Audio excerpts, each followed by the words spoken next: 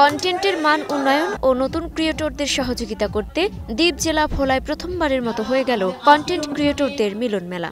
ভোলা শহরের একটি হোটেলে সেইলর কন্টেন্ট ক্রিয়েটর মিটআপ 2025-এ অংশ নেন জেলার 1.5 শতাধিক কন্টেন্ট ক্রিয়েটর। অনুষ্ঠানে তরুণ কন্টেন্ট ক্রিয়েটরদের মধ্যে ছিল উৎসবের আমেজ। নতুনদের সঙ্গে অভিজ্ঞদের মেল বন্ধন ঘটায় উচ্ছ্বসিত সবাই। আমি চাই যে আমার এই কন্টেন্টের মাধ্যমে আমার দ্বীপ জেলার ভোলার মানুষের যেই প্রাণের দাবি সেতু চাওয়া কিংবা একটা মেডিকেল চাওয়া কিংবা একটা ইউনিভার্সিটি চাওয়া, ফ্রেমিং বুঝতে হবে, ইউনিক ফ্রেমিং। যেমন আমি দেখে থাকেন যে লঞ্চের ভিডিও করে থাকি, ইউনিক ফ্রেমিং। প্রতিটা জেলাতেই আমাদের ইয়ংদের সাথে কানেক্টেড, যেহেতু আমরা একটা ইয়াং ট্রেন্ডি ফ্যাশন ব্র্যান্ড, তো আমাদের উদ্দেশ্য থাকে যে ইয়াংদের সাথে কানেক্ট করে কিছু করা। আমরা যারা পুরাতন আছি তারা চেষ্টা করছি যে নতুনদেরকে সহায়তা করার জন্য, এই বিষয়ে জানার জন্য। এই আয়োজন আসলে আমাদের ভোলার যারা কন্টেন্ট ক্রিয়েটর আছি সবার মধ্যে একটা বন্ধুত্ব সম্পর্ক তৈরি করবে। অতিথিরা কন্টেন্ট নির্মাতাদের দিক নির্দেশনা দেন।